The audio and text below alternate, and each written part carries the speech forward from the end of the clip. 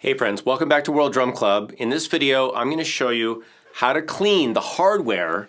In this case, it's chrome, so this will be mainly for chrome.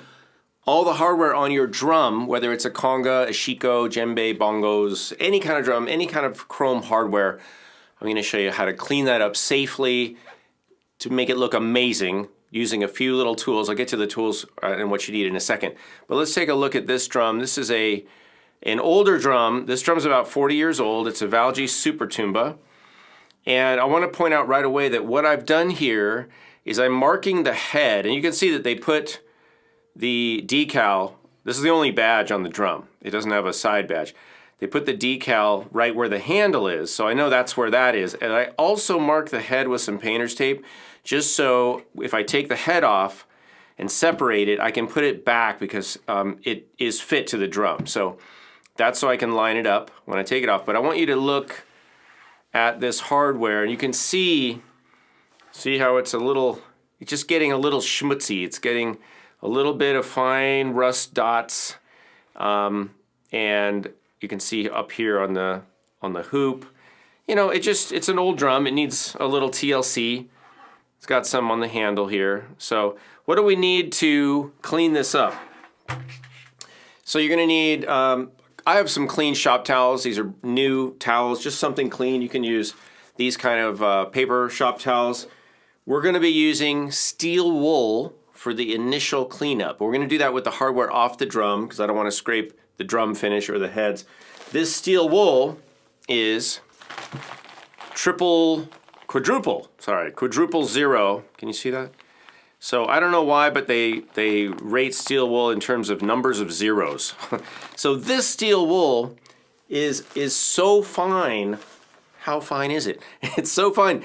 It will not scratch the chrome. If you get zero steel wool or double zero, it might leave some marks, but quadruple zero is just gonna clean it up. And it's a way to clean it without any chemicals. It works amazingly well.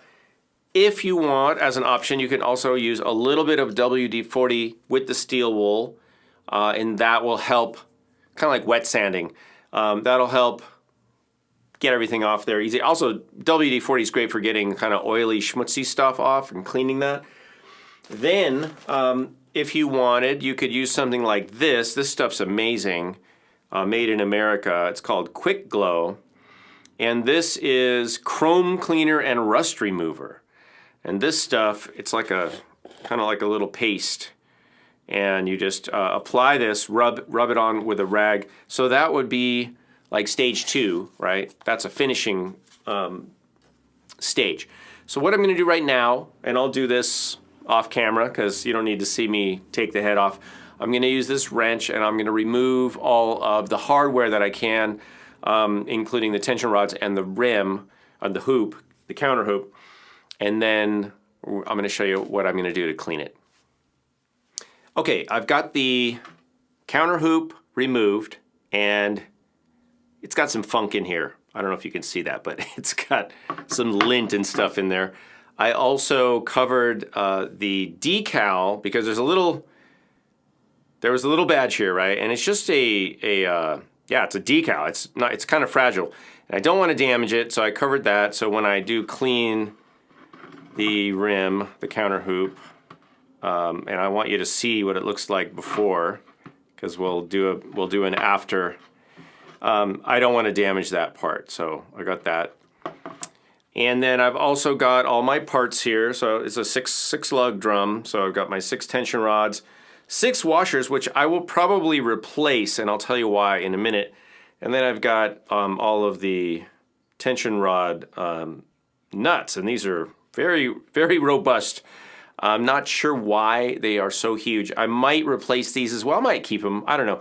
I'm not sure this is factory. This is stock. But the guy I bought it from the Valgi factory, so I have no reason to believe he replaced those. But I want to show you real quick how effective this steel wool is. So let's go to the overhead, and I'm going to try to refocus this so you can see up here. So we have a little section, and you just take the steel wool. This is the 0000, and I'm just going to rub lightly I think that's where that's where it's welded together. So that's what that is. Just gonna rub lightly.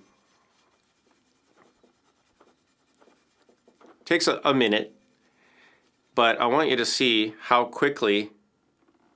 Let me go to a place where there isn't a weld spot. I want you to see how quickly that cleans up. So here, just lightly rubbing. And you do need to move the steel wool occasionally because it could get gummed up with stuff. We're just gonna rub really light, and we're not pressing, you know. And it takes a minute, but it just cleans it right up. And then you can take, like I said, if you can take a rag if you want and wipe it down with a little bit of WD-40. Let me do that right now so we can just get the effect. So I've got some shop towels here. Take a little bit of WD-40 and put it on the rag, just a little. And let me find that spot. Where'd it go? It's somewhere around here. Here it is. So we're gonna just clean this up and I'll show you. So we'll wipe this down a little. The WD-40 you could actually use anywhere to clean some of this stuff up. The steel wool is good if you have something that, like I said, is a little schmutzy. But look at this, you guys. I don't know if you're getting as good a view as I am, but it's just super clean. I know it looks like there might be some little scratches in there, but that's not from the steel wool. I think that was probably there before. So I'm gonna keep going around and clean this thing up. I'll check back with you in a few minutes once I've gotten through all these parts. All right. Hey, I'm outside next to the Corvette project. Because the steel wool was a little messy, but I want to show you the progress so far. So this is where I'm at, having used the steel wool. It looks pretty good, but what I'm going to do is I'm going to hit it with this stuff, and I just want to show you this a little closer up in case you want to get it. And it's just a little paste, and so what you do is get a little rag and then get a little bit of this, just a little, and then you're just gonna rub it around, you know, until it does its thing, and it's sort of a color changing deal, and you'll see that. And then also, while I'm out here, look at this and this. So I found a couple little cracks, which is kind of normal. This is oak, it's hardwood, it's old. And notice where the crack is, it's not on the seam where it's glued together. That's actually a strong point, whereas weaker is here. And on this one, of course, you can see that it's where they put that little nail. So what I do, and this one is not on the nail, so it's not necessarily the nail. But what I do to fix that is I use this kind of thing, JB Weld. This is JB Weld. You can use any kind of 5-minute epoxy. And what I'll do, I'm not going to show all this whole process, but what I do is I mix the epoxy and then I will spread it into the crack, usually from the inside. And then on the outside, I'll do one of two things. I'll either tape it off completely so it doesn't go through. If I feel like I can push it all the way through from the inside, I'll do that. But if I need to go from the outside, what I'll do is I'll put pieces of tape on either side of the crack, like one piece of tape right there along the crack, and then another piece of tape, you know, on the other side, like right, sorry, my fingernails are filthy, on the other side. So first I tape off the crack so it's just the crack showing. Then you can put the epoxy and spread it into the crack, and then peel the tape off, and you're not getting epoxy all over your drum. Now on the inside, I don't worry about that because it's the inside of the drum already has a ton of glue and stuff, so you don't have to worry about that. While we're here, this is what the inside of the drum looks like. Kind of cool. Hello. So I'm gonna do those two things. I'm gonna finish up with the quick glow polish, and then I'm also going to 5-minute epoxy these couple little cracks. Okay, so this is what it looks like. I just mixed and spread the 5-minute epoxy in there. And of course, before it dries, I'm gonna peel this off because I don't want the tape to be epoxied down with it. So we're gonna peel that. And even though you see the crack, it's filled with clear epoxy. I mean, maybe, I guess I could have used brown epoxy, but I don't really, it's fine. I don't mind seeing a little line because most of that's gonna be under the head anyway. It's not, you're not gonna push the wood together. So you just have to fill it, and then that will give it extra rigidity. But that's pretty much filled now. I think I pulled a little bit of the finish off there. I can fix that later. So I'm just gonna leave this. I'm gonna go for a bike ride. I did want to show you these. They're looking better. I actually haven't even finished polishing them up. Let me see. I got to get all the polish off actually. See?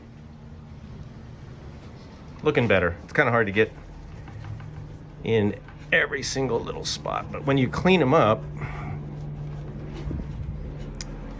they look pretty good. So I just need to get down in there. I'm gonna go for a bike ride and finish this up later. Alrighty, we're back in the studio. We got the drum back together. And this is what it looks like. I know it's in and out of focus, but look at that. Cleaned up these nuts, and these plates are polished now. They're not perfect. I mean, it is old. It's an old drum, but I'm really happy with the way this cleaned up. The handle is there. See the handle? Remember? It was kind of schmutzy. So it looks good. The only thing I'm a little bummed about is I had covered the decal with some tape, painter's tape, to protect it, and it pulled a little bit of it off. So now, unfortunately, I inadvertently caused a little damage to the sticker, but live and learn. I'm still happy with the way that this has turned out, and I think the techniques are good. Just be careful if you've got a decal on your drum. But we're gonna enjoy this. I'm gonna put it back in the sunroom, and I hope this video has been helpful for you if you want to clean up your hardware. Like I said, you can do just the 0000 steel wool by itself. Do it outside. It's a little bit messy. And then if you need to clean up carefully with some WD-40, don't get it on the head, and try to avoid getting it on the shell as well. Wipe everything down. You can use polish, chrome polish, metal polish. And then the only other thing I didn't mention earlier is that I did put some grease on the nuts, and I'm still experimenting with washer sizes, and I might come up with some other fix, or I might get a third-party piece to put on these right here. See, these washers are small, so like I mentioned, these tend to want to move towards the inside like that. You see, this is so loose I can move it with my hand, but I did put a larger washer on this one right here, and it helps a little bit, but I think there's a better fix for that. So, I'm gonna keep working on it, but it still sounds great after 50 years, like me. All right, thanks for tuning into World Drum Club, you guys. I hope this is helpful. Good luck to you with all of your percussion pursuits, whether it's polishing up an old drum or playing, hopefully playing a drum, old or new. All right, thanks for watching. I'll see you soon.